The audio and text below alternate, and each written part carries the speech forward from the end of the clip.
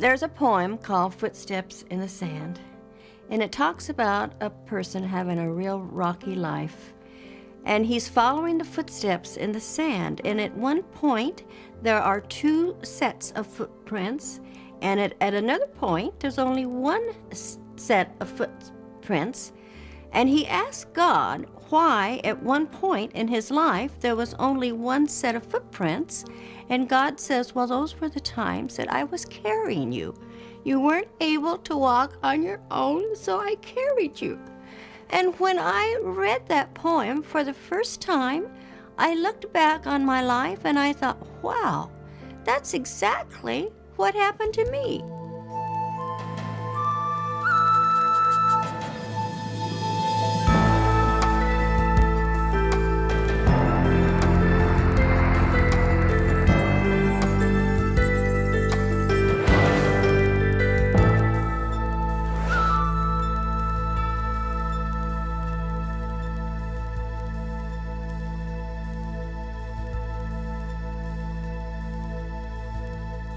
The extraordinary story of Peggy Bearden makes it clear that the power of love can overcome even the most horrific childhood. In order to tell this story, we must include some graphic details that are not suitable for children. We don't tell the story because of how it begins, but because of how it ends. This is a story of radical transformation. Hillary Carr reports. Peggy Bearden grew up during the Depression in a house much like this one in the small lumber town of Springville, California. One of her earliest memories was the sound of singing coming from the church next door. They were singing Jesus Loves Me and Amazing Grace. And I always wondered who this man was that they called Jesus. And I was also always asking the people, is your name Jesus? And they would look and they would say, why no, why? Well, I'm looking for that man that I hear them sing about named Jesus. Which one is Jesus? Peggy didn't have a lot of time to wonder about the church next door. Finding enough food to eat was the primary concern. While other kids were learning their ABCs, Peggy and her 5 younger siblings were learning to steal enough food to survive. And it didn't much matter who or what they stole it from. I learned to steal early in life as a way of feeding my siblings. I stole from the local markets. Later, I stole from people's hen houses.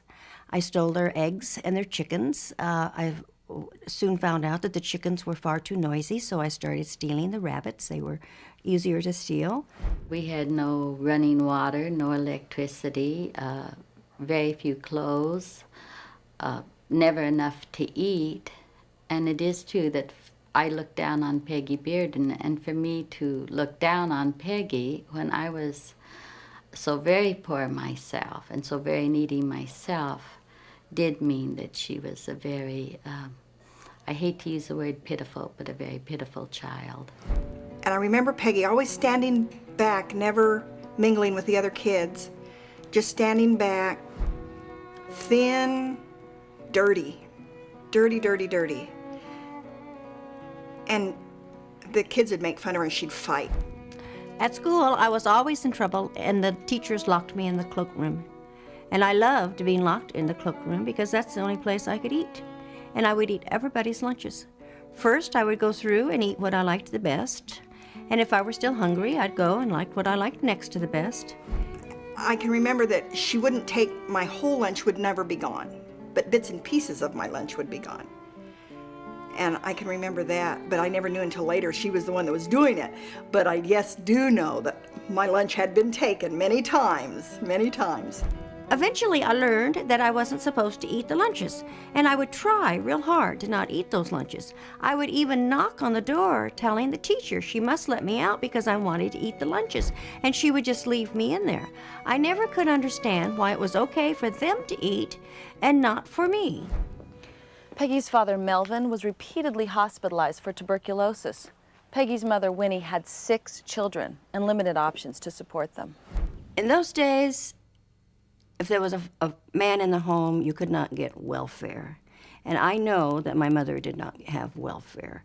So as a way of support for herself and the children, she was prostituting.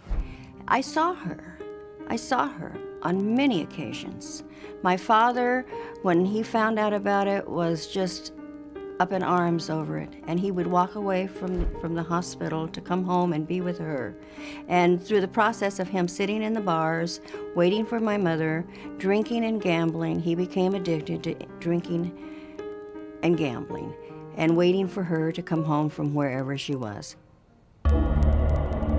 Early every morning, our house came alive with screaming sounds from my mother. But this one particular night, the screams were just different for some reason. So I got out of bed and I just followed her screams, and I stood at the door. There was a light on, and I watched my mother in the bed in excruciating pain. She was alone. My dad was back in the hospital. She was alone, and she was on her hands and knees, hanging on to the foot of the iron bed. Peggy watched her mother as she gave birth. She watched her mother take the baby into the kitchen. She watched her mother wrap the baby in paper and run water into the sink. Then her mother turned and noticed Peggy. And she stopped and called me into the kitchen and said, "How long have you been watching?" And I said, "I've been watching for a long, long time. Your cries awakened me." Anyway, by this time, the baby was dead. A few days later, she came, and it was at night, and she got me out of bed and told me that there was a bundle out by the gate, and she wanted me to take it into the grape vineyard and bury it. And I took the baby out into the grape vineyard, and I buried it.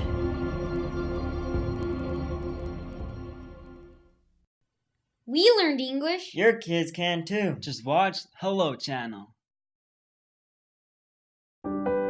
I remember a time when I wasn't being very nice to one of the girls at school. I didn't think it was a big deal. But in one sentence, my mom helped me understand.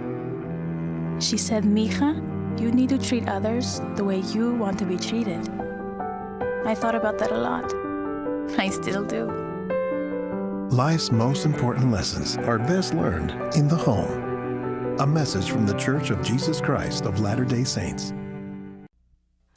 I really feel that if God hadn't have been with me, that my dad would have killed each and every one of us kids right before our mother's eyes, all 6 of us, and then killed her, and then perhaps killed himself. The transformation of a life can begin in a moment, but then take years to fully reveal itself. In Peggy Bearden's case, things had to get a lot worse before they started to get better. For 11 years, Peggy watched her father beat her mother. One night, Peggy defended her mother by firmly punching her father in the face. They fought and she held her own, embarrassing him in front of his sons. Days later, he gave her the first gift he had ever given her. My dad called me in one afternoon and he said, "Come here, sissy, I have a present for you." My dad never had a present for me. My dad never had a present for anybody. We just didn't have presents. But he had a present for me and I was very excited. And he held up this jacket and he said, "It's a coat." "Oh, that's wonderful, a coat. I've never had a coat." And I heard my mother in the background go, "Oh, Melvin, please." And I thought, something clicked, but I just went right straight for that jacket and he was holding it up. He said, "Here, sissy, put your arms in it." And I just put my arms in it and all of a sudden he just threw me around. I just went spinning and I was just locked in this thing. And he buckled me up and tied me up and he drug me to the backyard and hung me in a tree, a fig tree. Hung me in the tree. My legs couldn't even touch the ground and I was there for about 3 days. My dog Patches came and got under my feet to give me support, but my dad came out every day and beat me with an old piece of a hose. He beat my legs. The straitjacket hung in the tree for years. Nobody ever bothered to take it down. It was a constant reminder to Peggy of the terror that lived in that house, a terror that kept coming back in increasingly familiar ways.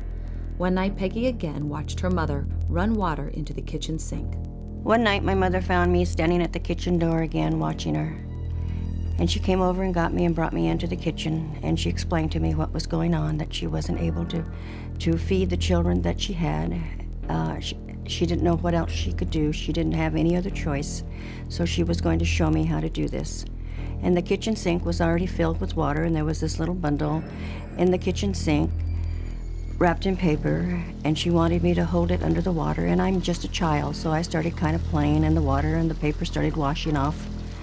And pretty soon, before I knew it, I saw a couple little pink legs sticking out, and a bunch of little toes, and they started moving, and before you knew it, I could see that I had a little sister. I'd never had a sister. I had 3 mean brothers that I had to fight with, and I had wanted a sister so badly, and I took that baby out of that water, and I grabbed her, and I ran out that door, screaming, she's mine, you can't have her, we're not gonna kill her, she's my baby, and I'll keep her. And I took the baby and carried her all over town with me. Peggy showed the baby to all of the neighbors so they would see it, and so her mother couldn't drown it. She raised the baby, caring for her until they were sent to different foster homes and forced apart. Peggy didn't see her sister again for another 10 years. At the age of 17, the courts returned Peggy to her mother. A few months later, she married the man next door. I was so excited about getting married the first time because I was going to have a mother. For the first time, I was going to have a mother who was going to be there for me, and I just knew that she was going to love me. She had something like 9 children. It was a large family, and I was marrying her youngest son. But she ended up not liking me because I was a thief. After 3 failed marriages, Peggy began to fight the greatest battle of her life, alcoholism. I said all my life that I wouldn't do to my children what was done to me. I said I would never become what my parents were. And at the age of about 27 or 28, I fell to the awful disease of alcoholism. And I wasn't just my mother or just my father. I was both of them in one. By this time, Peggy was up to her 6th husband. She was being arrested daily for drunk driving and afraid of losing her 2 little boys. It was then the first really good thing happened in her life. So I went to Alcoholics Anonymous. I'd had a friend who'd been able to quit drinking, and I called him to find out how he'd quit, and he sent a couple of women from AA over to talk with me. They carried me around to a couple of meetings for a couple of days until I got my thinking clear. I would take my little boy with me, who was about 5, and a sleeping bag, and he'd sleep while I was in the meetings, and after the meetings, I'd just roll him up and we'd go home. Alcoholics Anonymous was wonderful for me, and it helped me tremendously. But one of the things that happened with me was that I got all my thinking back, and this criminal thinking was so embedded in my mind that it also made me a better criminal. And a better criminal is what she became. She did what she knew. She followed her mother's footsteps into the oldest profession in the world. And I became a madam. I was taking a class at Fresno State College, and I heard some girls talking about working for an escort service. So I scooted my chair closer and I started listening to them. And these bells started ringing. My criminal mind just started spinning. The girls made fantastic money. I made fantastic money. I had a wonderful clientele. I had professional people from all over. And I ended with making lots and lots of money. But in late 1982, Peggy made a big mistake. She put an ad in the Fresno Yellow Pages, and that ad led to her arrest. I was sentenced to 6 years in prison. I was sent to the California Institution for Women in Fonterra, California, where I did 3 years. I was just terrified the first night they took me into prison. While in prison, Peggy couldn't get away from the screams of the other inmates. She needed to find peace. And she found it in the one place she was never allowed to go as a child, church.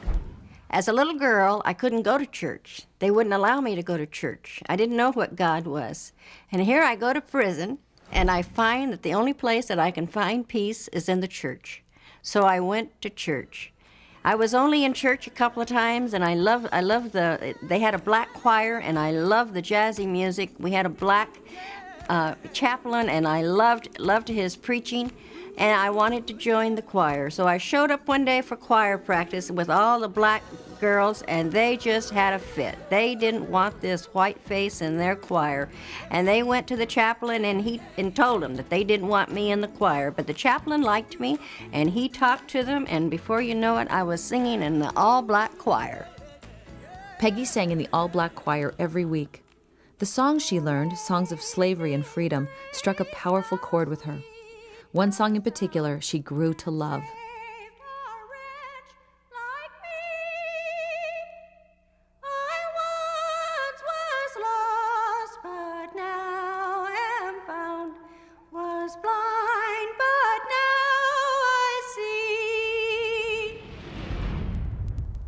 Peggy took a long journey from a hellish upbringing to grace. We'll find out just how that amazing grace gave her a new life, and we'll meet the man who became her husband after this.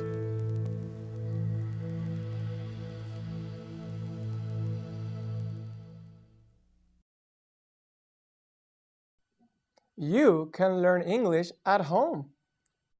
Watch Hello Channel. I was just terrified the first night they took me into prison. The terrible noises, the awful, awful screams that never, never stopped.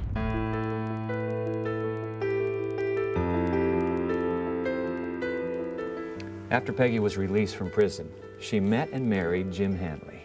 Here you both are. Welcome to The Evidence. Thank you. Glad to have you. Thank you. And, by the way, how long were you in prison? I did 3 years. 3 years. You come to the last day. They wish you well. No, they just opened the gate.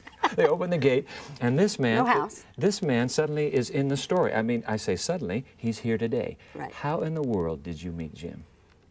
We met through a mutual friend. I'm in AA. Jim's AA, Alcoholics Anonymous. Alcoholics Anonymous. All right. Jim's first wife, who had passed away, was a recovering alcoholic, and then we had a mutual recovering alcoholic friend who introduced us.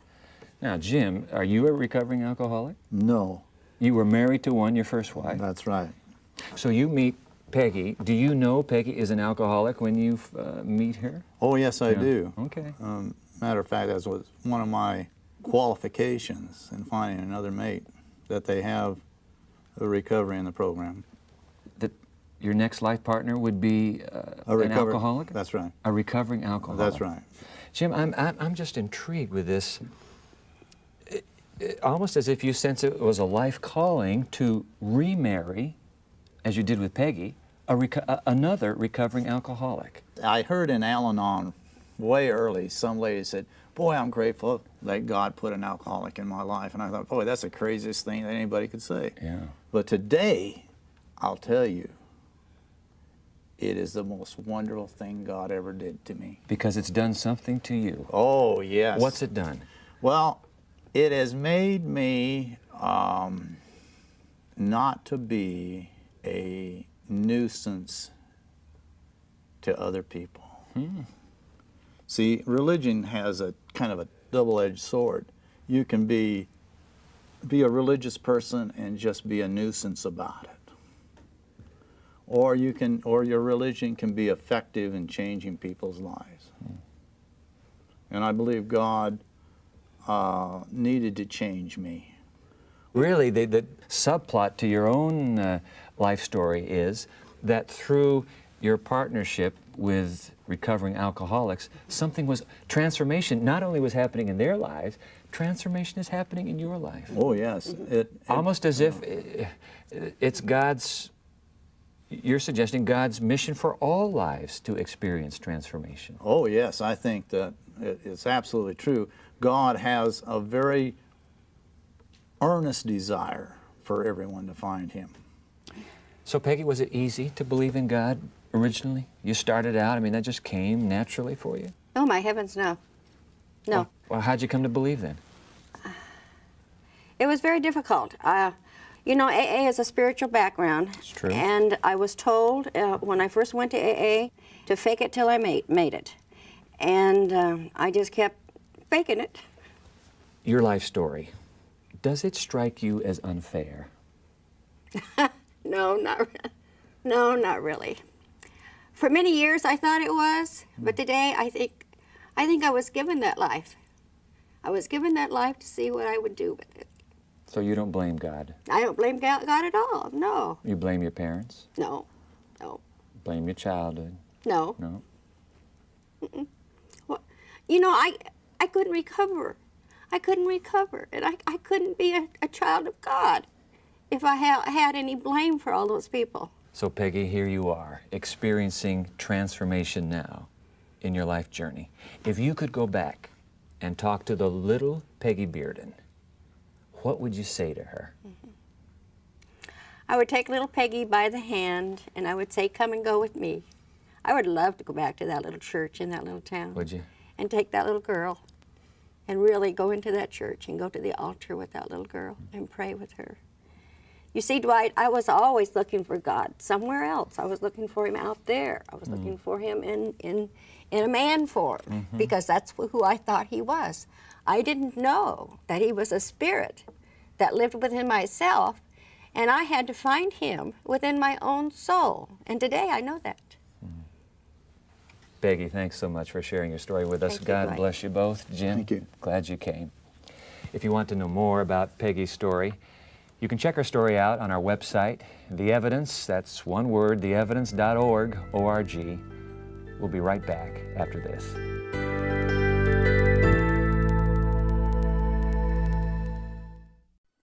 Learning a new language can be difficult and discouraging, but it doesn't have to be.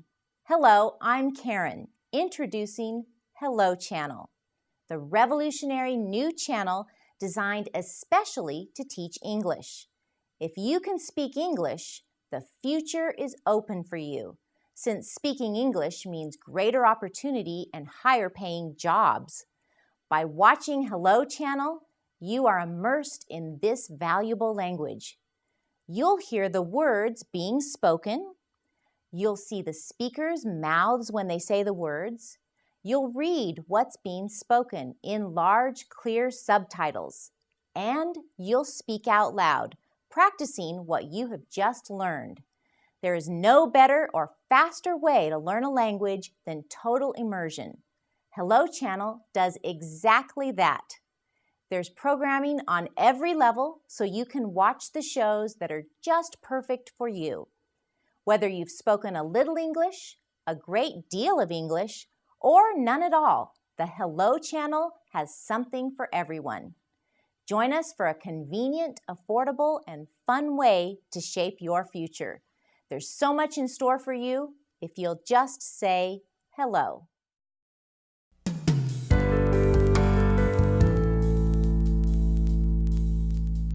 Becky Handley had the kind of childhood that dooms most people to a life of dysfunction, if not outright criminal behavior. That's what most sociologists would say her environment pointed her toward. And in fact, Peggy did have her run-ins with the law. But something remarkable happened to her in prison. Something happened that helped her, in a sense, to turn her tragic childhood upside down.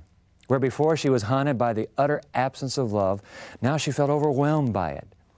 Peggy points to an encounter with God as a source of her transformation. His love proved constant and genuine and deep. It's this unconditional love that enables her to make very different choices today. She's no longer compelled to play out her life as a victim of the destructive forces of her environment. She's no longer trapped by abuse and neglect. She's found something that gives her the leverage to overturn all that went before. I believe Peggy shows us concrete evidence of just how real God's love is. Her story makes it harder to assume that His compassion and concern are just something people imagine to get them through the night. The horrors of Peggy's childhood weren't something she imagined. The chaos of her life wasn't something she made up. All that was all too real. Even so, God's love had to be just as real in order to move her beyond it. If His love had been any less real, Peggy couldn't have overcome her childhood. She couldn't have turned a vicious cycle of abuse into a positive and productive existence. The ugliest colors and the darkest corners of life in this world sometimes make God's love shine the brightest. That's what I think. I'm Dwight Nelson. Join us next time for more of The Evidence.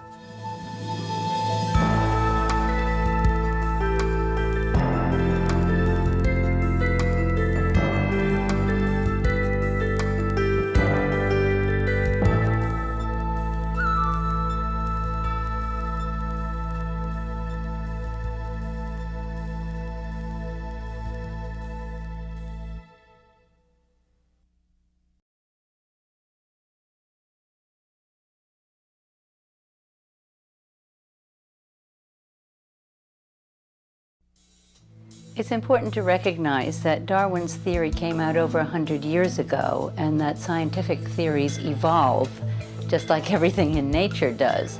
Physics, for instance, has evolved tremendously in the course of this century, and yet biologists are still doing neo-Darwinism.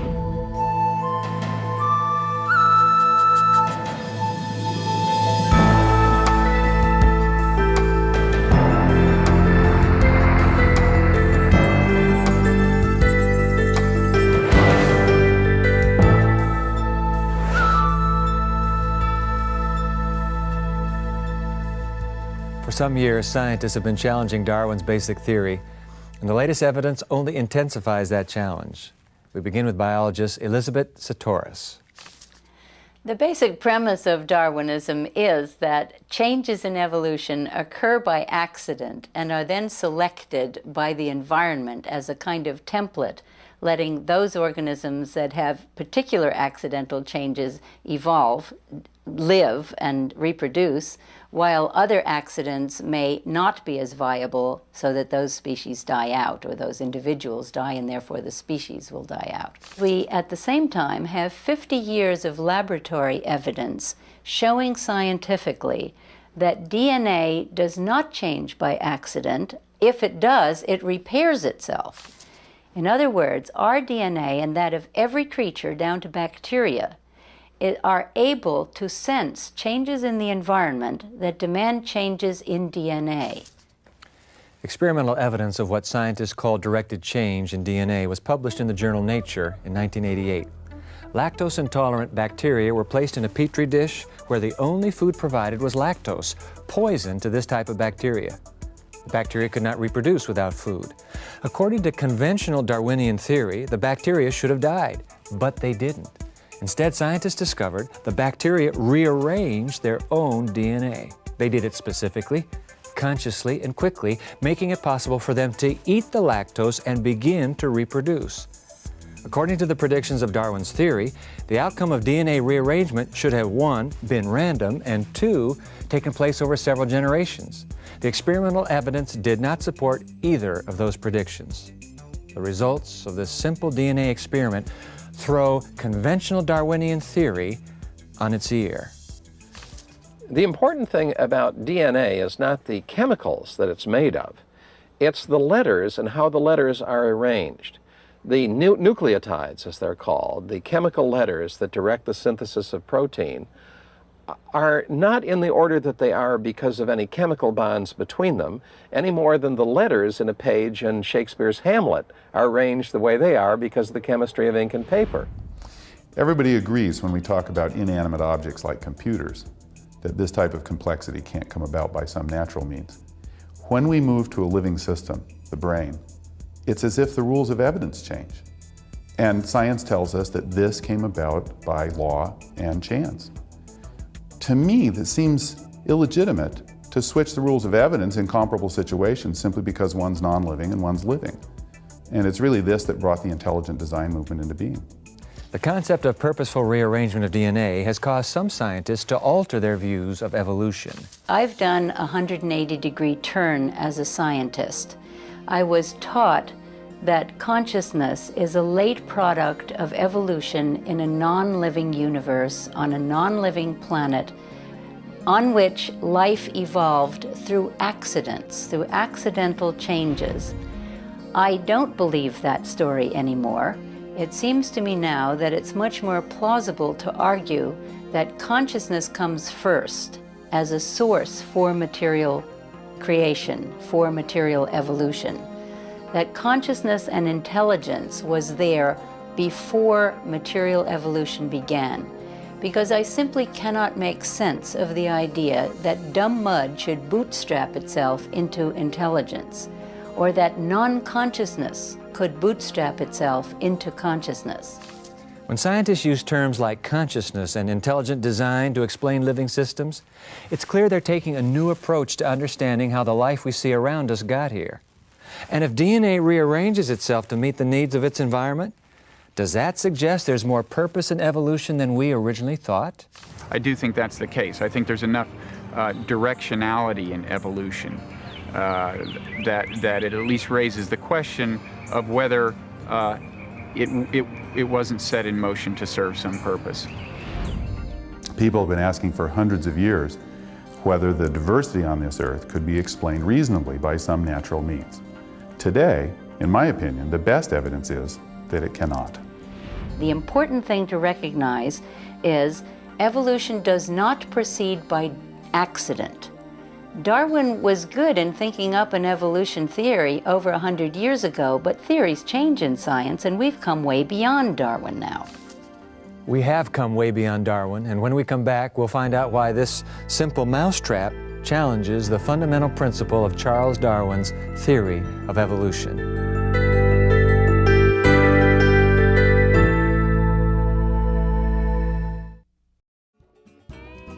Hello! The job market is a competitive place. In today's economy, extra skills mean a better job for you. Speaking English is the skill you need for greater opportunity, more money, and a brighter future. Introducing Hello Channel, an exciting new television channel that teaches English as you watch TV. There's something for everyone, and the more you watch, the faster you'll learn. All you have to do is say hello.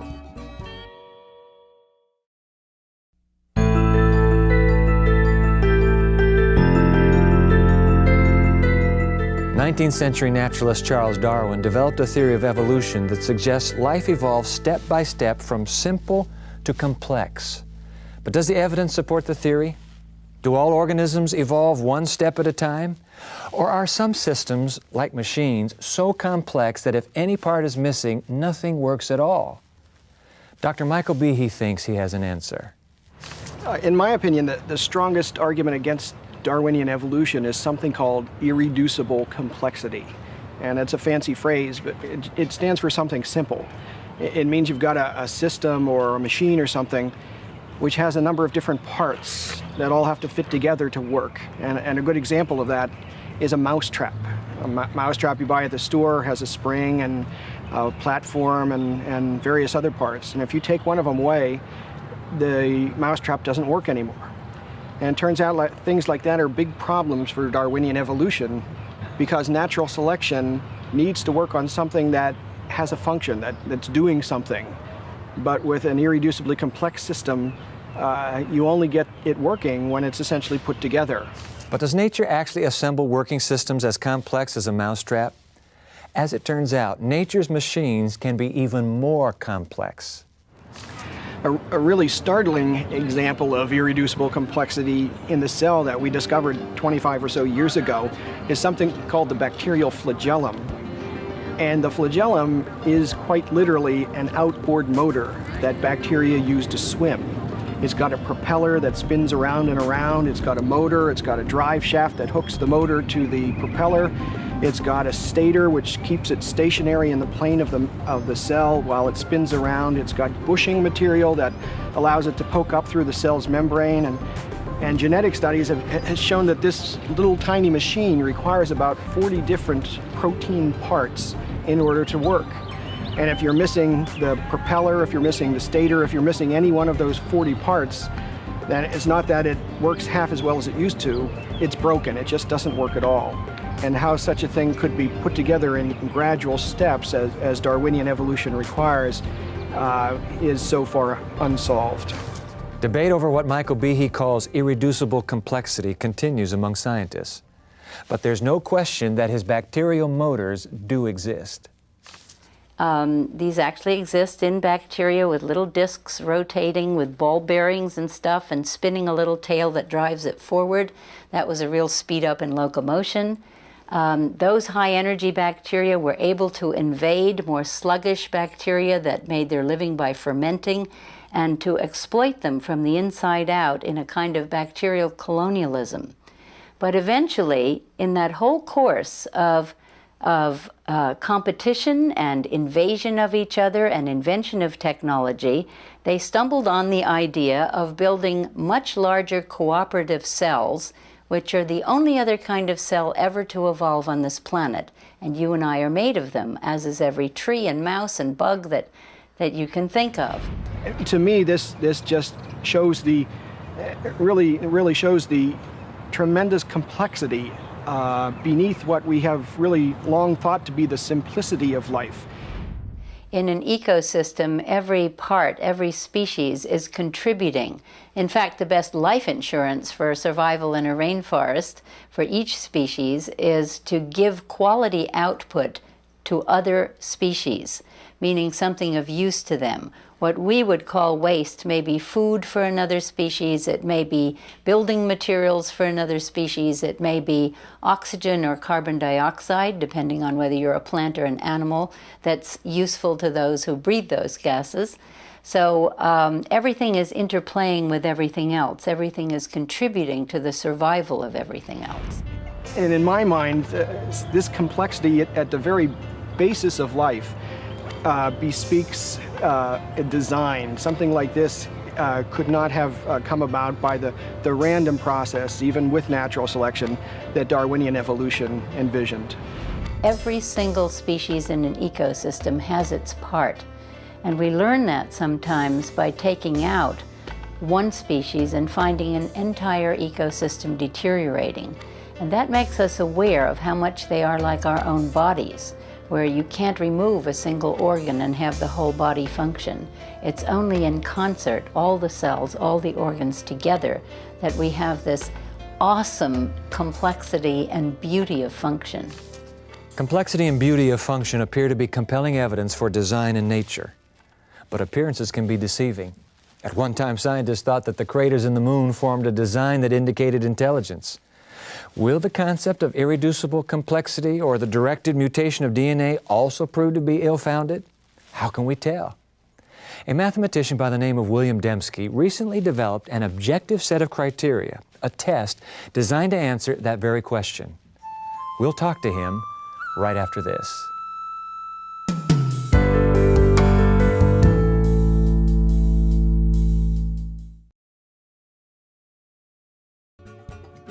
Thanks for watching Hello Channel. Learn the language of the internet, travel, commerce, and diplomacy. Watch Hello Channel and learn English. Do it for yourself.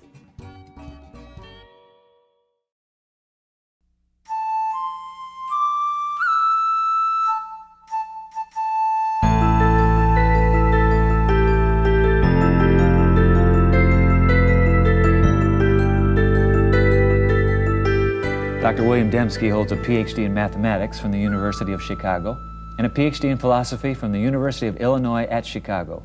He's the recipient of 2 fellowships from the National Science Foundation and the author of several books, including the highly acclaimed, his latest book, Intelligent Design, The Bridge Between Science and Theology. Bill, it's a delight to have you here. Thank you very on the much. evidence.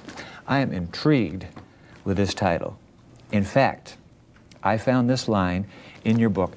I'd like to hear you unpack this single line. You wrote, "Intelligent design is one intelligence determining what another intelligence has done." Right. What in the world does that mean? Well, scientists and inquirers generally are intelligent agents, and in the world there are things that are produced by natural or unintelligent causes, but things that are also produced by intelligent causes. If you look, for instance, at ink on a sheet of paper, natural unintelligent causes can slap the ink there. Gotcha. But if you're going to have a Dürer woodcut or a Shakespearean sonnet, that's going to take an intelligence. And so intelligent causes, when they inquire in the world, they'll say, oh, this is the result of an intelligence, this is the result of chance, natural processes, or for all we know, it's the result of these unintelligent causes. So you're moving from the realm of philosophy into mathematics when you come up with, what is this, a theory of information that you designed. Explain that. Design, I think historically, has been an intuition. When people have attributed design, often it's been that they've said, oh, well, it's a common sense intuition that something is designed. What we want to do is we want to nail it down. We want to say that if when we attribute design, that we can do it reliably, that there are empirical criteria for doing it. And that's what we have now. We've got some criteria for detecting design. And what's crucial there is these are joint criteria. One is complexity, the other is specification. And these are big words, and it may seem Can you break those down a little? But I think a way of breaking it down is really to look at the movie Contact, which came out summer of '97. I think there's a key instance in this movie which I think illustrates this beautifully. In that movie, you've got these SETI researchers, Search for Extraterrestrial Intelligence. They're astronomers. They're looking for signs of intelligence from outer space. They've got their radio observatories out there. monitoring signals. And what happens?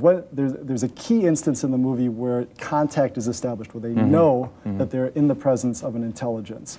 And what is that signal? Well, it's a long sequence of prime numbers. Prime numbers are numbers divisible only by themselves and 1. So it's 2, 3, 5, 7, not 9 because that's 3 times 3, 11, and so on, Gotcha, all the way up gotcha. to 101. Okay. That sequence comes in and they say, you know, this isn't noise, this has structure, okay? So there's a clear design inference that's drawn. So you've got a lot of stuff, a lot of numbers coming in. That's complexity. There's also a pattern. It's an objectively given pattern. You know, if they just gotten, if it was just coin flipping that had come in from outer space, you know, random sequences of zeros and ones, there would have been complexity there, but would not have nailed it down for them that there was any intelligence. So you need, in addition to the complexity, there's got to be that pattern. But you also need the complexity, because what if just, you know, 3 prime numbers had come in, 2, 3, 5, end of story. Well, you know, you're not going to contact the New York Times science editor and say, aliens have mastered the first 3 prime numbers, you know, we've nailed it down, because that's just too little. You need complexity and you need the pattern. Once you've got that, then you've nailed it down. So we've got a reliable, empirically based criterion for detecting design, and then the question is, well, what happens when we start applying that in various special sciences, in biology, to Michael Behe's irreducibly complex systems?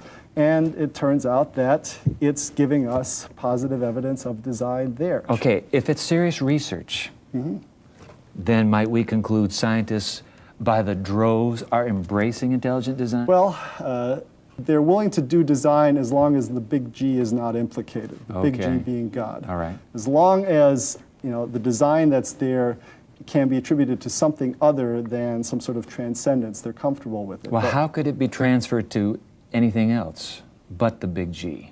Well, that's, you know, there aren't too many options. You know, I mean, you have something like Francis Crick, co-discoverer of the genetic code with James Watson, who's going to say, look, life is just too improbable to have happened here on Earth, so it had to be seeded from outer space, you know, by extraterrestrials. You know, so the design problem is pushed one step further back, but where did these extraterrestrials come from? You know, well, maybe there's some other place in the universe where they could have evolved more rapidly, more, you know, with greater success than they could here. But that just pushes the problem back. A moment ago, you mentioned once we determine that there is design.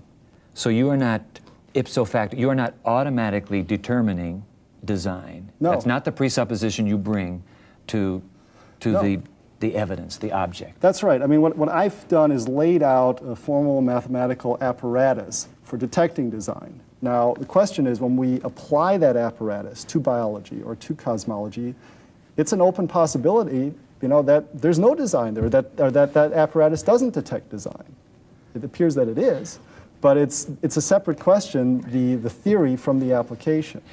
What kind of effect do you anticipate intelligent design will have on Darwinian naturalism?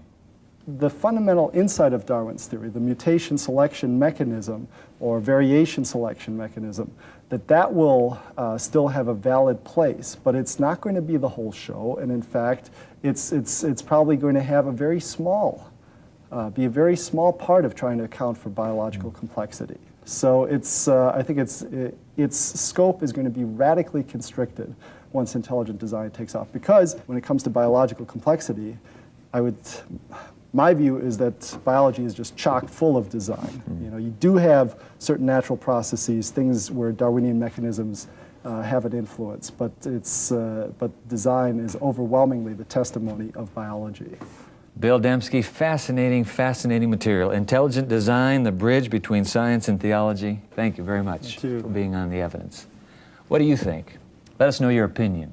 For more information on intelligent design, visit our website. You can find us online, www.theevidence.org. We'll be back in just a moment with some concluding thoughts.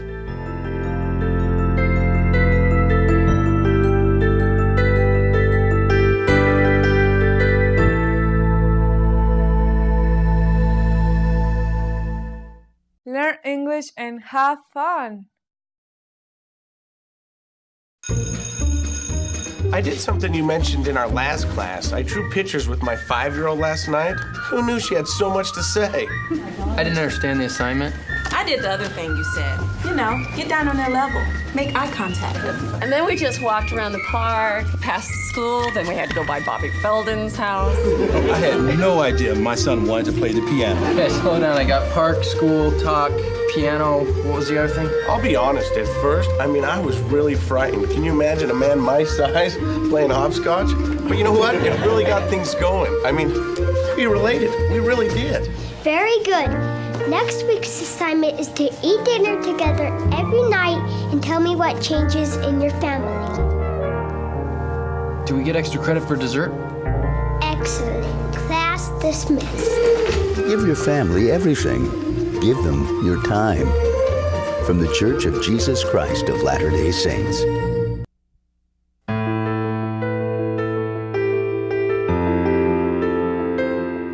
Darwin's theory suggests that life evolves through a series of chance adaptations, that life evolves from the simple to the complex, and that competition advances life better than cooperation. According to the scientists we talked to, all three of these ideas can be called into question. Why does that matter? It matters because who we are as human beings matters a great deal. Are we basically the material in our bodies? That's the worldview Darwin's theory suggests. Life is nothing more than interconnected chemical reactions. An alternative is to believe that there is a spiritual component to life, to human life. It's to believe that there is a purpose for existence, that the universe was made for us and vice versa. And that worldview comes from seeing a God behind creation. Now, it may be a big leap to go from saying that Darwin's theory is incomplete to saying that God exists, but many scientists believe precisely that because of the powerful evidence of design in nature. When they look at the intricate interrelationships among living creatures and living systems, it's hard for them not to see an intelligent designer at work. I must say I find that very compelling. Faith in God is reasonable.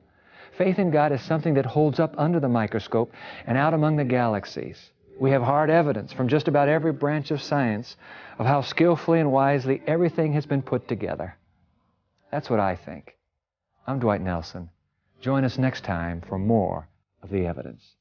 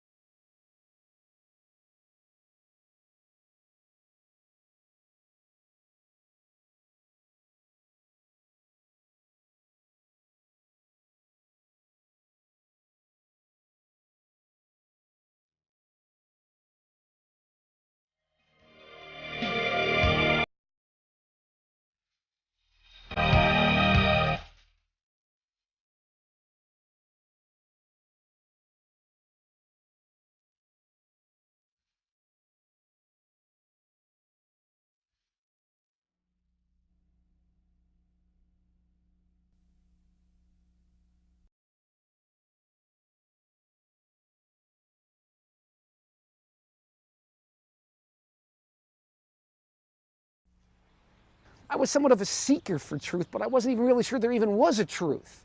Somebody over here could believe in one thing and that was his truth. Somebody over here could believe in something else and that was his truth. And it didn't matter if they were totally opposite of each other. The argument is that there's no absolute point. There's no Archimedean point which you could stand over and look down and judge. You know, that's your truth, that's fine, that's true for you. And that's your truth, that's fine, that's true for you. And there is no absolute truth. The philosophy of the last half of the 20th century has often been called postmodern. The philosophy of postmodernism basically says that truth depends upon your point of view. In other words, truth, like beauty, is in the eye of the beholder, which raises an interesting question. Is one person's view of God inherently any better than another's? Is there clear, objective evidence that God even exists? I'm Dwight Nelson. Let's take a look at the evidence.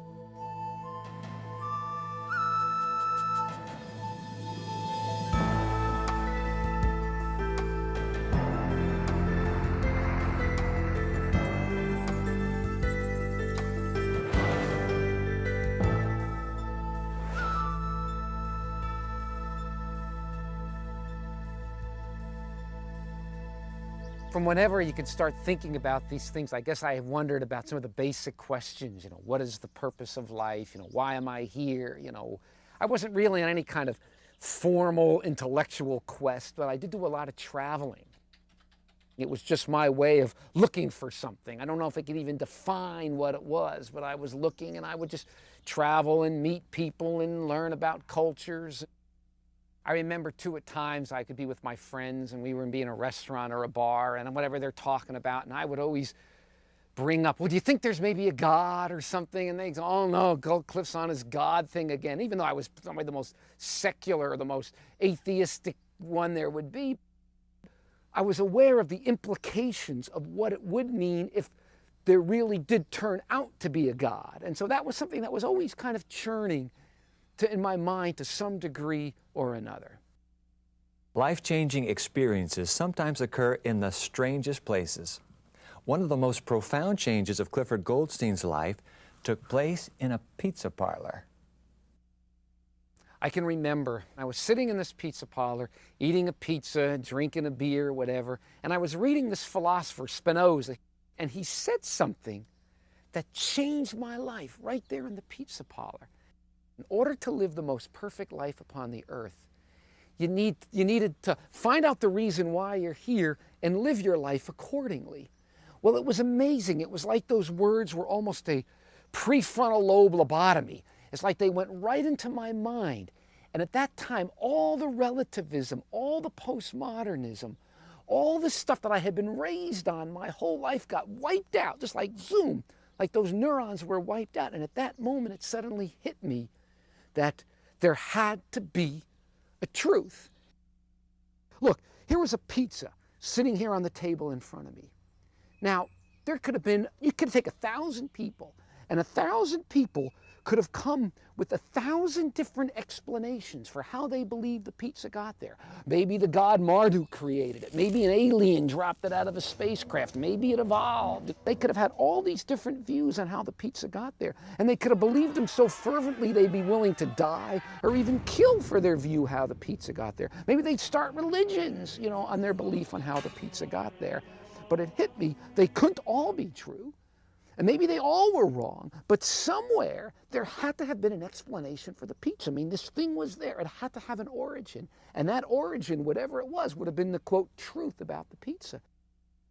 It just totally changed me, the sudden realization that there had to be an explanation for the world. And that explanation, whatever it was, in the same way the explanation for the pizza, whatever that would be the truth about the pizza.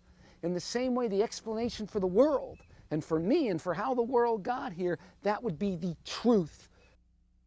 I remember walking out of the pizza parlor, and I was walking through the streets, and I remember thinking, if it were humanly possible, because even though I knew that an explanation had to exist, I realized it might not be possible to know it. But I thought, if it were humanly possible to know what that explanation was, I wanted to know it. I didn't care where it led me, what it cost me, what I had to suffer, what I had to give up. Now that I knew that there had to be a truth, whatever it was, I thought, I wanted to know it no matter what. Cliff's pursuit of truth took him to some surprising places and brought some unexpected sacrifices. Because in addition to his interest in philosophy and pizza, Cliff Goldstein was writing a novel. I've had novelists in my family, writers and editors in my family, and By the time I was 12, 13, I just knew I was going to write novels. And all I ever did was read novels. I read nonstop. And I had started a novel my senior year at college. And before long, this book just became my life. It consumed my life. I didn't even care about my relationship with other people. Nothing mattered. I lived my life with one question: how is doing this or not doing whatever I'm doing, or this relationship, entering or not being in this relationship, how will that impact my writing of the book? And then I had decided at one point that I was going to go over to Europe and work on the novel in Europe, because that was part of the background to the novel. And I hitchhiked down through Europe and wound up in Greece, and then kind of on a fluke even, I ended up going to Israel, and I lived in Israel for a year and worked on the novel there for a while. Then I went back to Europe and worked on it. All I wanted to do was find somewhere where I could live and work on the book. Clifford's pursuit of his novel competed with his pursuit of absolute truth until a spiritual experience created a dichotomy in the meaning of Clifford's life. I had reached a point in my life where I really had reached the bottom. I really had reached the bottom, and I was probably the most depressed I'd ever been. And there was one time where I actually even thought about committing suicide. And the moment I had that thought, another thought popped into my mind was, hang on, maybe this Jesus stuff is true. And it's almost like that thought came in and popped the thought of suicide out of my mind. Yet as soon as I had that thought, I just cursed myself. And I said, look at you. Your whole life you always viewed religious people as weak people. Oh, they couldn't handle the hard knocks of life, and so they had some little invisible bunny rabbit that they said their prayers to before they went to bed at night, and they prayed, and it made them feel better, and oh, and that made them, wasn't that nice? And I always had the most utter disdain for people like that. I thought that was so weak, and so I hated that. And now suddenly, for the first time in my life, I felt like I couldn't handle it, and I was going to do the same thing, reach out to some fake God or something to make me feel better. And I said, no way. I was too honest a seeker for truth to reach out and believe a lie, no matter how good the lie made me feel. In other words, I would rather have lived with no hope than a false hope. I'd rather have, this happened to me in Paris, and I thought about jumping off the Eiffel Tower, and I thought I'd rather jump off the Eiffel Tower and be dead rather than live a lie, no matter how good the lie made me feel. And I remember stopping there and just almost like shaking my fist up in the sky, and I said, no way. I'm too honest a seeker to believe a lie just because it makes me feel better. I said, God, if you're there, you have to reveal yourself to me. The Bible says you can turn water into wine and drop bread out of the sky and the dead be raised, and all that's fine. If you're there, you have to reveal yourself to me, and then I'll believe. Otherwise, I'll never believe ever. Daddy's home. Hey, come here, you. Oh. Long day. Oh, yeah. So just relax tonight. I can't. It's bowling night.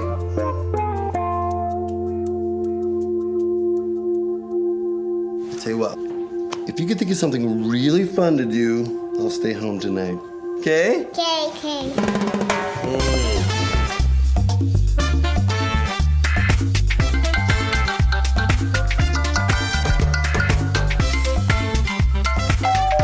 Eddie, could you get that? Oh, I'm not gonna make it tonight. It's a bad hair day, so. Give your family everything. Looking good. Give them your time. From the Church of Jesus Christ of Latter-day Saints. Hello. The job market is a competitive place. In today's economy, extra skills mean a better job for you. Speaking English is the skill you need for greater opportunity, more money, and a brighter future. Introducing Hello Channel, an exciting new television channel that teaches English as you watch TV. There's something for everyone, and the more you watch, the faster you'll learn. All you have to do is say hello.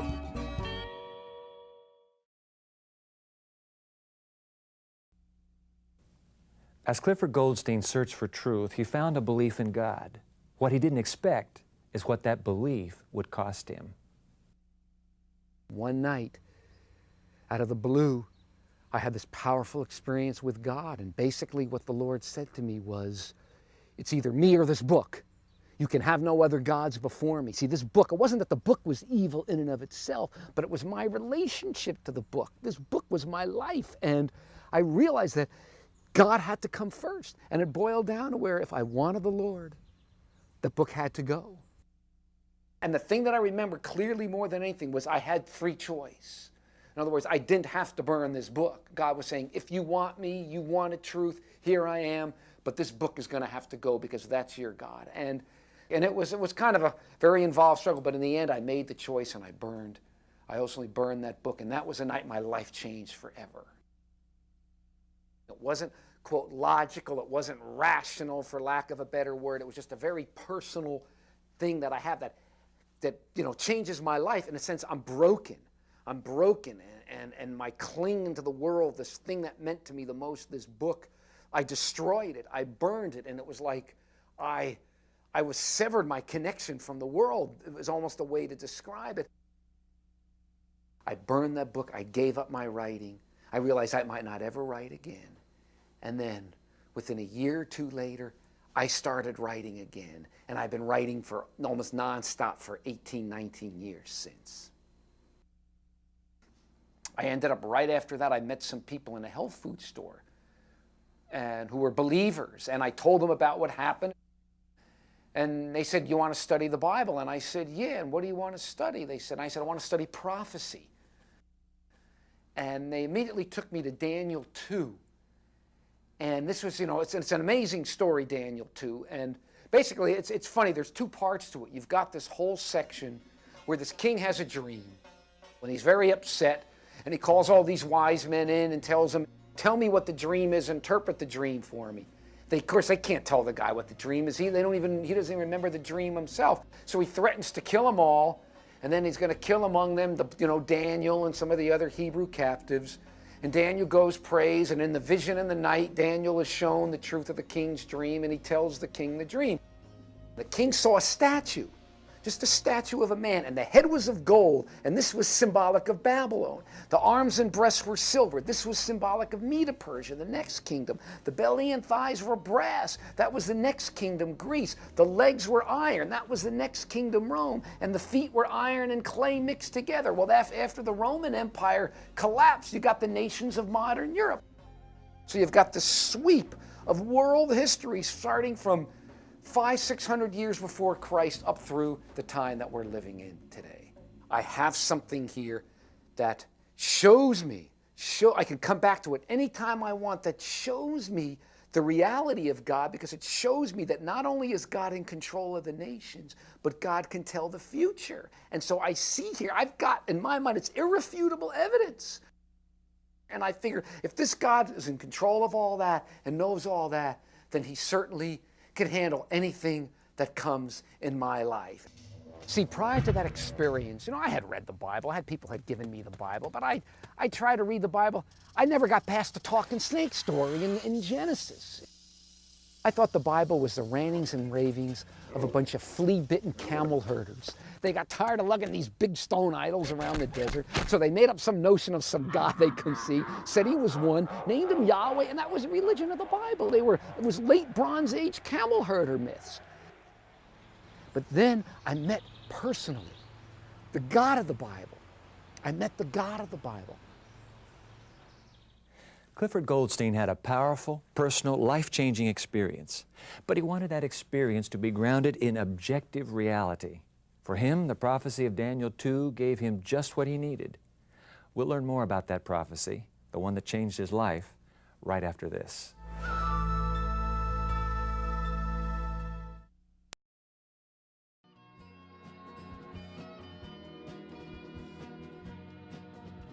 Hello. That's right, I said hello. I'm talking about an exciting new television channel that will change your life. My name is Ruth, and I want you to be one of the first to know about Hello Channel. Hello Channel is designed to teach you to speak English. Anyone can learn.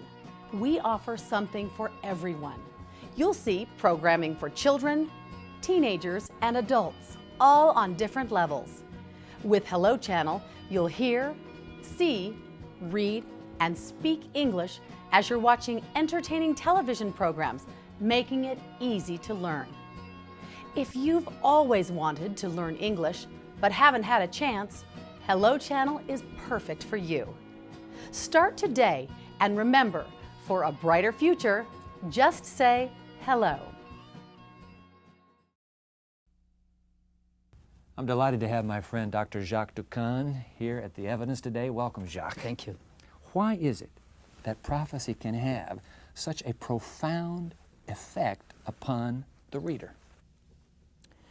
When you come to biblical prophecy, why it has an effect on you, it is because suddenly you realize that God, the invisible God, the one you don't see and you don't have any tangible evidence, is in fact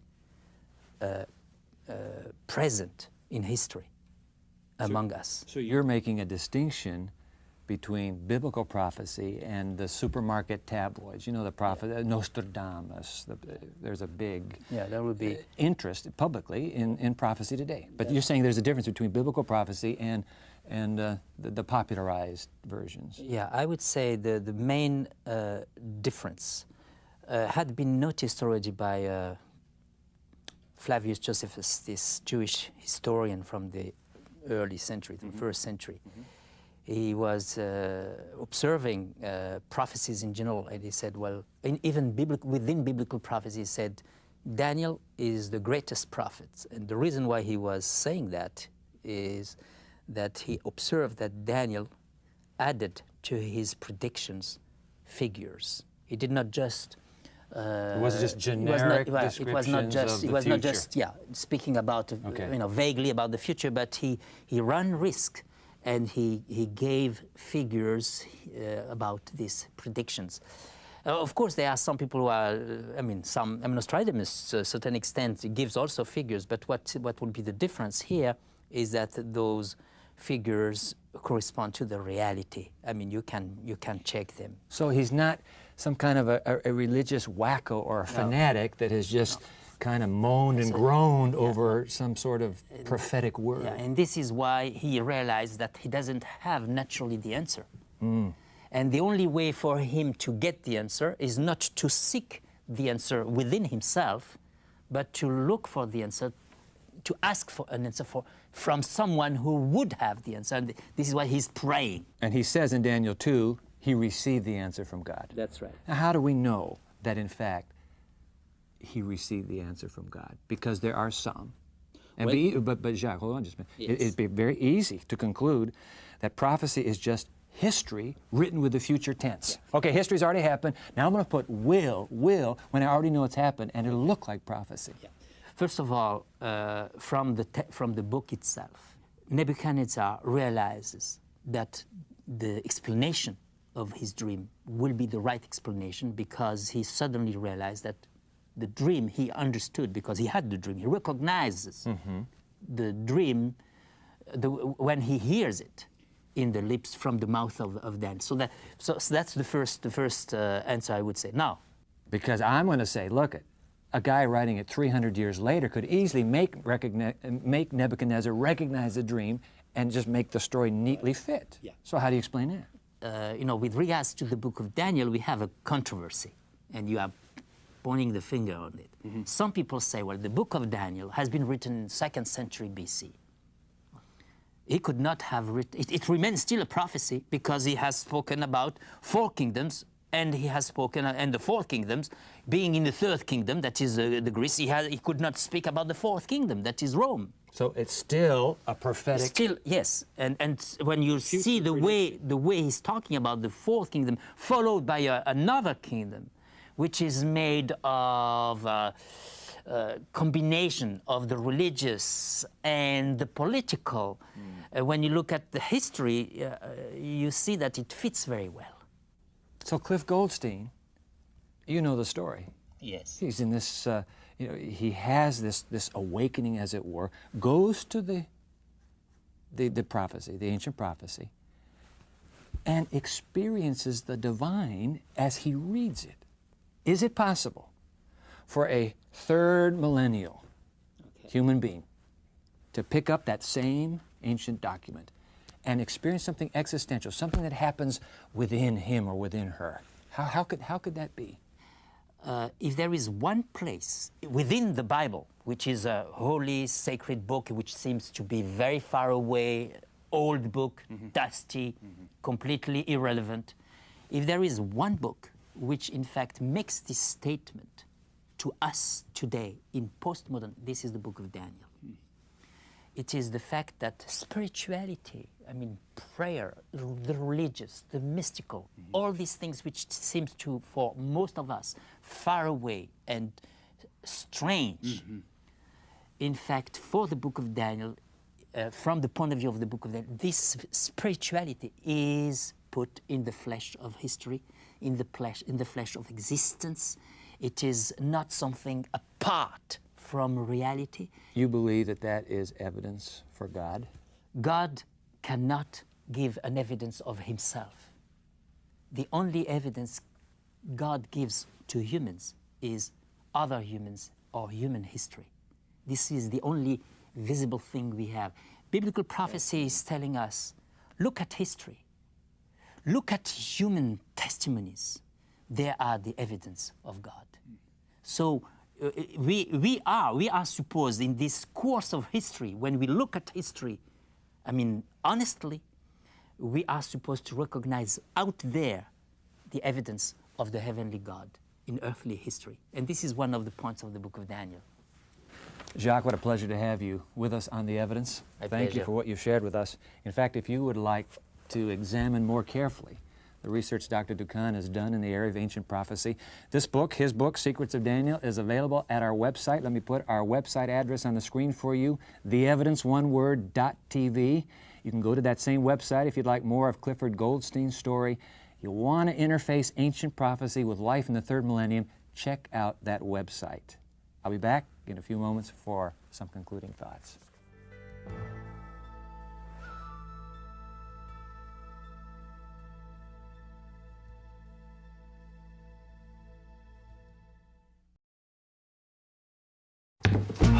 Daddy's home. Hey, come here, you. Oh. Long day. Oh, yeah.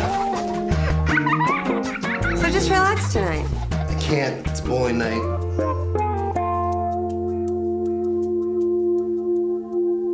I'll tell you what.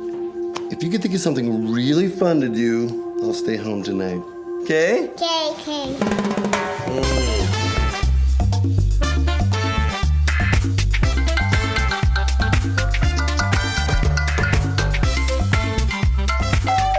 Annie, could you get that? Oh, I'm not gonna make it tonight. It's a bad hair day, so. Give your family everything. Looking good. Give them your time. From the Church of Jesus Christ of Latter-day Saints.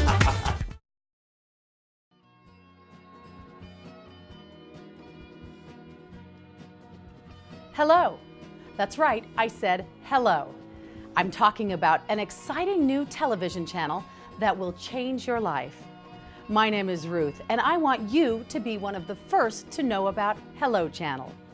Hello Channel is designed to teach you to speak English. Anyone can learn. We offer something for everyone. You'll see programming for children, teenagers, and adults, all on different levels. With Hello Channel, you'll hear, see, read, and speak English as you're watching entertaining television programs, making it easy to learn. If you've always wanted to learn English but haven't had a chance, Hello Channel is perfect for you. Start today, and remember, for a brighter future, just say hello. We've gone today from a pizza parlor in 20th century Florida to the ancient kingdom of Babylon in the 6th century BC. We've gone from the subjective personal encounter of one man with God to an impressive prophecy based on something as firm and objective as world history itself. It's been an incredible journey. The question, though, remains, what does all of this mean? What it means, at least to me, is this. Whatever our relationship with God, no matter how meaningful our experiences with Him, we can build that relationship on a solid foundation, a foundation that can't be moved, it can't be shaken by the various political or social or philosophical winds that blow down our streets and the cold alleyways of our communities. I believe that anyone open-minded, anyone truly seeking answers to life's most important questions will find in Daniel 2 powerful evidence for the existence of God and His involvement in the affairs of this world. But don't take my word for it. Open the text for yourself. Read them for yourself. Ask yourself, how could these things have been portrayed so accurately if no God revealed them? And then finally ask yourself some real hard questions about life. Not about life in general, but about your own life. Where is it going? And whether you want to continue to live on your own or instead have the same God who could predict the history of the world with such accuracy guide your life as well. Tough questions, life-changing questions, important questions to be sure, but questions you can't afford to put off forever, especially if forever isn't far away. For the evidence, I'm Dwight Nelson.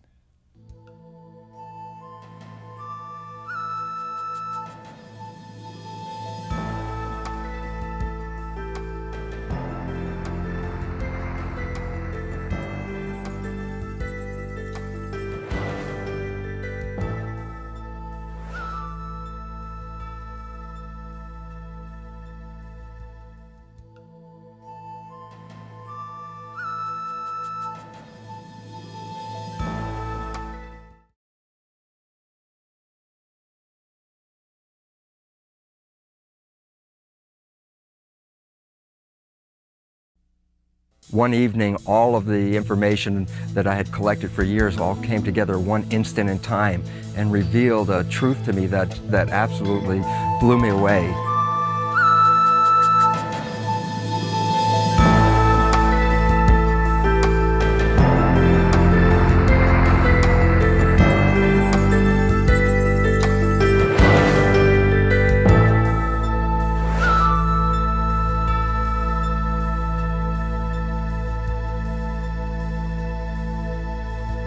Dr. Bruce Lipton is a cellular biologist who focused his research on discovering how cells know what to do.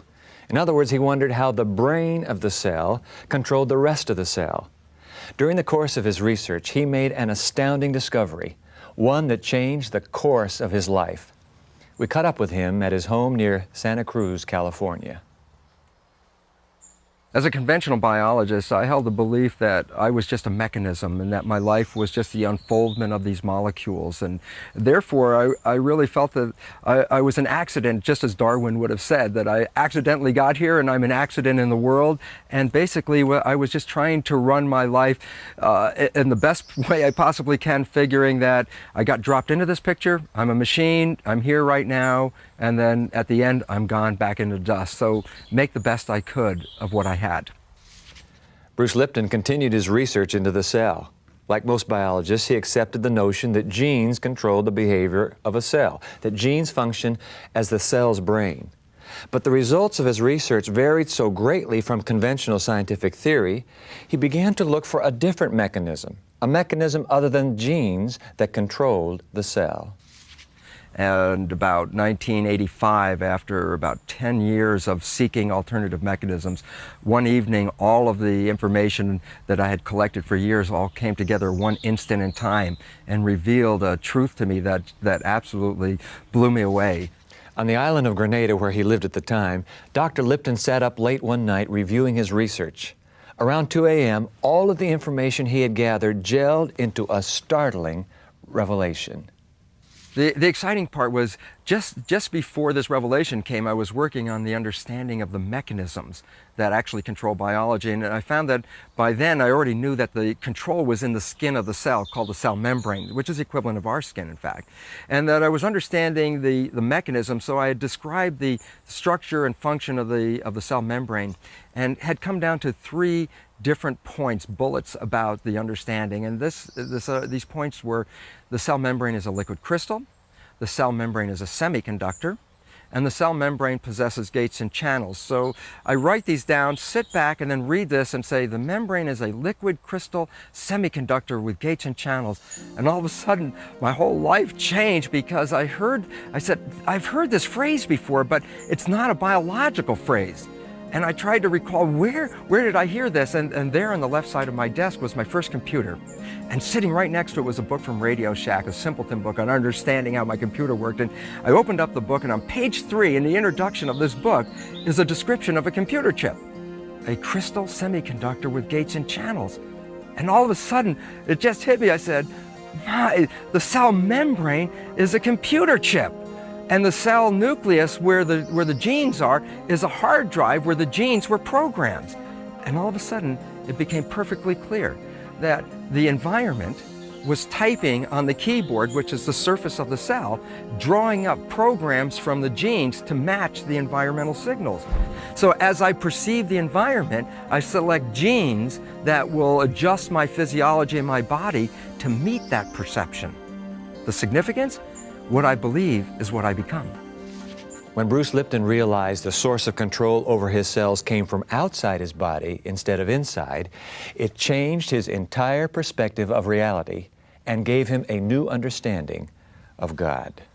Before this revelation, so to speak, my concepts regarding God and spirit were pretty much like most scientists, and that is that there might be a God, there might be spirit, but it wasn't necessary to invoke them to understand life. So scientists don't necessarily deny there's a God, but really suggest that if there's a God, God's probably busy doing other things, and that life can be understood just by the molecules and the mechanism. But after this understanding, it really revealed that there was much more to me than this physical reality, that there was an energy, a spirit, or a God that was controlling this biology that I was experiencing.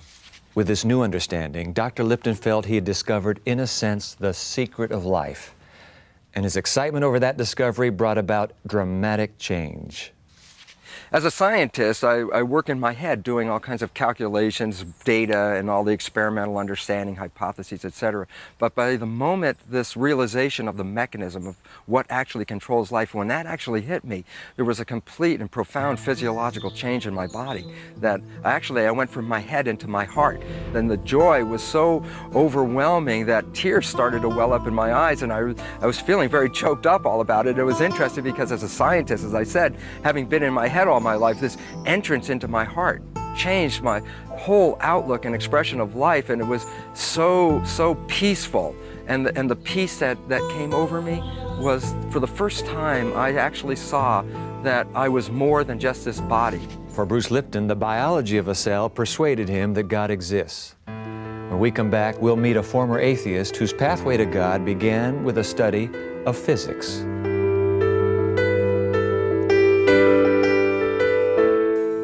People who would talk to me about their religious dogma, I would just be so dismissive of. I couldn't understand how they didn't see that that was simply a naive and ignorant belief to which they subscribed to assuage their fear of death. We learned English. Your kids can too. Just watch Hello Channel. I was, without a doubt, the most arrogant and supercilious atheist who ever existed.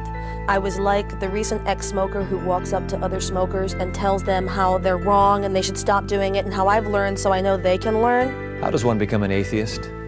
Why does a person get so committed to disbelief in God they want to change the mind of everyone they know? What could possibly have made Christine Casey, when she was 13 years old, reject the very existence of God? My father at that time was an alcoholic, and a pretty abusive alcoholic, and it was a real struggle to deal with that. I remember after a particularly harsh confrontation, I vividly remember turning to my mother with tears in my eyes and saying, if a God exists that lets this kind of thing happen to people, that's not a God I'm willing to believe in. And that was it. That was the break. It was that abrupt a decision for me. Her mother, a conservative Christian, was dismayed by Christine's decision. She hoped Christine would find peace and comfort through faith in God. But Christine found the comfort she needed not in her mother's church, but in the intellectual pursuit of science. Science did not judge me. And in the same way that I had been taught that God and religious dogma judged us as individuals. Science only judged the world as it saw it. And so there was sort of an intellectual egalitarianness to science and scientific study. And it was incredibly appealing to me. It was calming, it was non-confrontational, and it was about the world around us rather than the world inside us. In college, Christine took a physics major and delighted in challenging any religious person who happened to cross her path. People who would talk to me about their religious dogma, I would just be so dismissive of. I couldn't understand how they didn't see that that was simply a naive and ignorant belief to which they subscribed to assuage their fear of death. Content in her scientific worldview, everything was fine for Christine until one day, in physics class, something happened.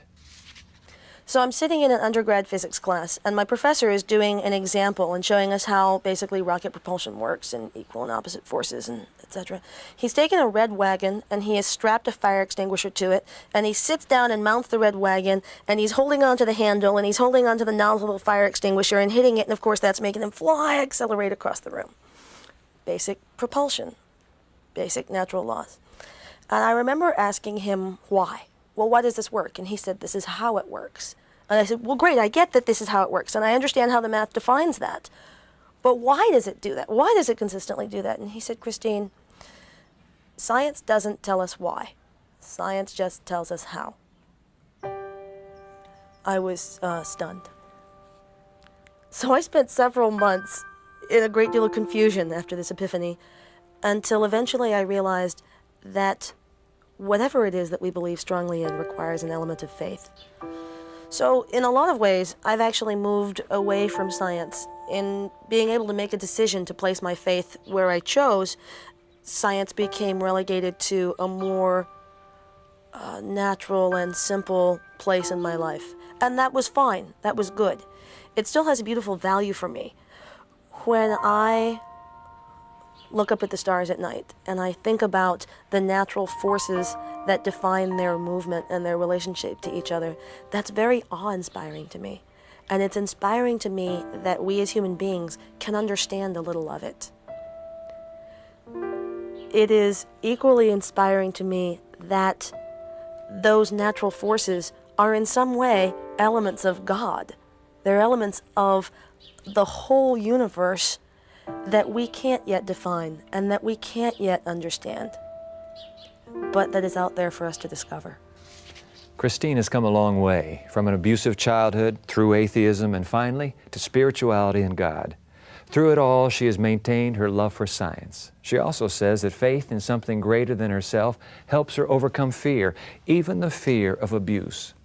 We asked her how she sees God now in a world where pain is so prevalent. I reconcile the simultaneous existence of pain in the world and God really easily today. I think that as human beings, and especially in our Western culture, we're taught that pain is an awful thing to be avoided at all costs, and that comfort is the thing to be sought. But the truth is that pain is opportunity. Given that it's unavoidable, it's an incredible opportunity to learn and to grow and to become the very best of who we are. A very trivial example is me, my weight. I'm a big girl. And as a big girl in very thin society, there are certain kinds of things that I've had to deal with, like prejudice and, I go out riding my bike and obscenities getting yelled from pickup trucks and, things like that are incredibly hurtful in their way, but they've made me the kind of strong and more compassionate person that I am today. And I kind of like the person that I am. Science taught Christine Casey that she could choose her belief system. She chose to believe in God, and that enabled her to live a life without fear. When we come back, we'll talk to Hyveth Williams about her pathway from politics to God.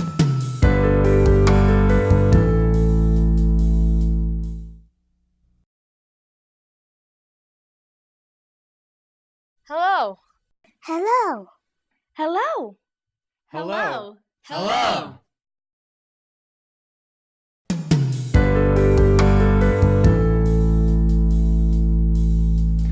Hyveth Williams was a prominent government official in the city of Hartford, Connecticut.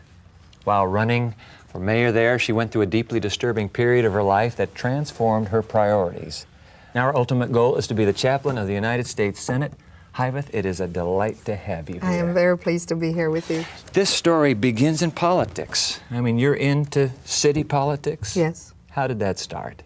It started with a dare to the mayor. I had a talk show on a radio station, and he had only recently taken over the position. He was deputy mayor and was now acting mayor, waiting for the elections, and I thought he wasn't doing a good job. And so on my radio program, I said I could do his job with a blindfold and my hands tied behind my back. That night. His police officer happened to be tuning the radio as he was driving him in the limousine when I came on saying these things, and he changed his direction and drove to the station and walked into the station and yanked the microphone and said, "I dare you to do it, I take you on." And of course the phones lit up, and the station manager, that was the best thing that could have happened. And so we took the dare for 3 weeks. He became mayor. I worked for him as his executive assistant for 8 or 9 years, ran his campaigns, did just about everything. And then at the end of that time period, I decided I should have done what I started out to do in the beginning and run against him. And then this incredible thing happened to me where God came into my life. In the middle of politics? In the middle of a political campaign. How could that be? I don't know, because I didn't believe in God at all. I was an atheist, and I was known around town to be an atheist. There were people who claimed to be Christians who would come to my office, and I would just laugh at them and call them Jesus freaks. And then I started hearing voices, and then it was crazy. Because when you say hearing voices, I have told this story over and over again to my embarrassment and humiliation, but I was being interviewed by the local TV station, and suddenly I heard out in the heavens, Hyveth, and so I'm talking to this fella like I'm talking to you, and then I looked up and said, "What?" And so my friends and I thought that I had flipped, thought that I had gone crazy. Sure. And so we all agreed that the best thing for me to do was to just secretly go and admit myself into the Institute of Living, which is the mental hospital near my home in the city. And we were really determined to do that, except that God sent someone with a Bible to me before I went to the mental institution. When you say God sent someone knocked on your door? No, it didn't happen that way. Yeah? I was one day in the office, you know, the mayor and I were now having a political battle. And so he invited me in the office with the personnel director, and I was in his face. I was bold and brassy, and I was in his face just cussing, just carrying on. And the personnel director said, "Do you not know that a soft answer turneth away wrath?" And that just really tore inside of me, just made all the difference to me. And I asked him, did you get those words? And he gave me a red King James Bible, and I read it from cover to cover. So Hyveth, you hear these voices. Yes, I believe it was the voice of God. How long did it take you to come to that conviction that in fact that was God calling you?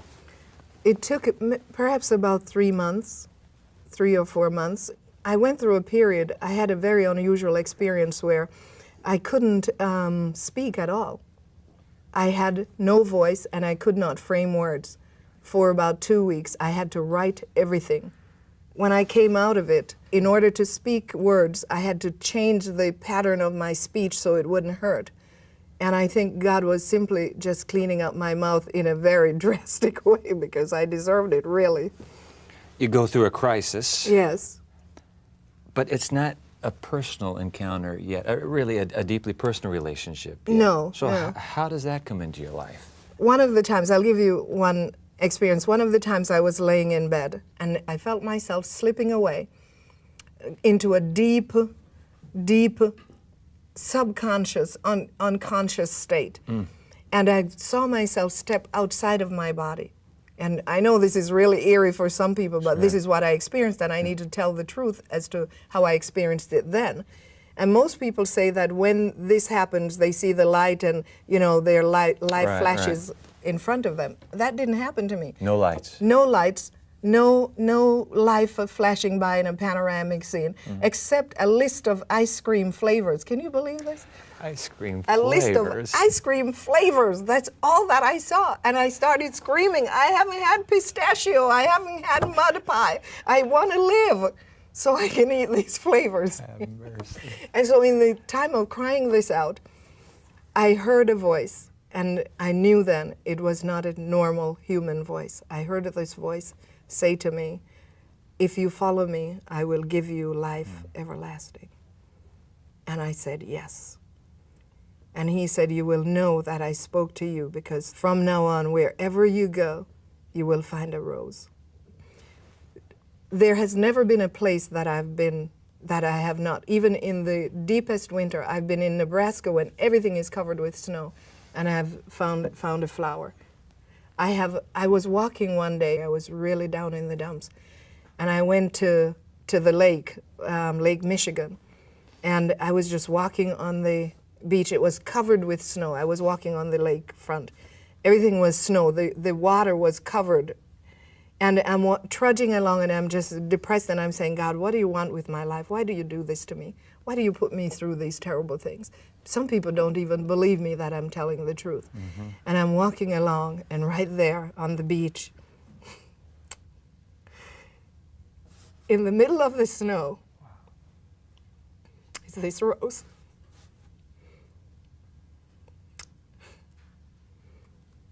And I just knew that God had spoken to me and that he called me.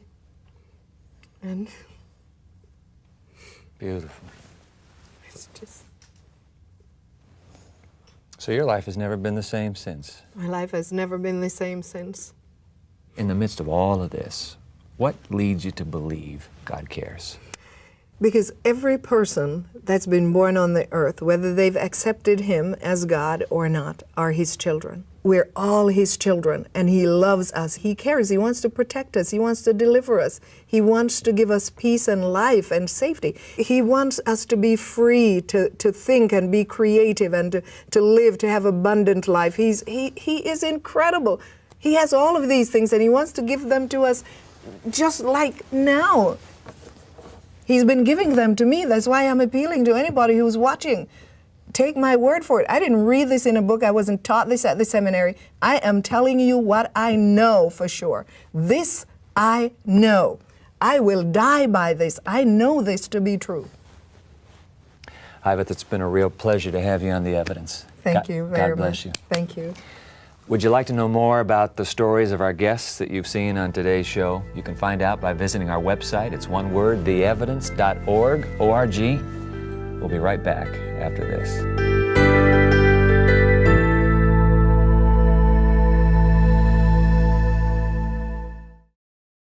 Learn English on your level, in your home, on your schedule. Introducing Hello Channel, an exciting new way to learn English as you build a better future. Join us and say hello.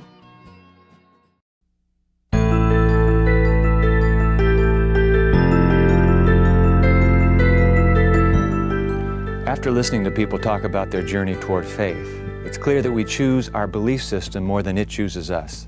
It's not just something that gets dumped on us. It's a conscious choice, a choice that we're responsible to make. People like Bruce Lipton, Christine Casey, and Hyveth Williams show us that what we choose to believe makes a difference in the way we live our lives. Believing that we're the products of blind, mechanistic forces will take us one way. Believing that we are the creation of a loving God will take us another.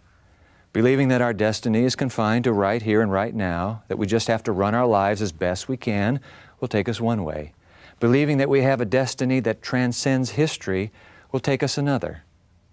When it comes down to a choice between putting my faith in chance or putting my faith in God, the choice is clear. I choose God. I'm Dwight Nelson. Join us next time for more of The Evidence.